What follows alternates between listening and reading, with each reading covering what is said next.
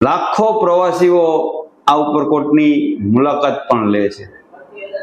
સરકારે જાળવણી માટે જે ખર્ચો કર્યો છે એની સામે ઉપરકોટની બાહ્ય સ્થિતિની વાત કરું તો બહારની દિવાલોમાં ઝાડી ઝાકડા અને ઝાડવા ઉગી ગયા છે, જેને કારણે એની દિવાલો ડેમેજ થઈ રહી છે।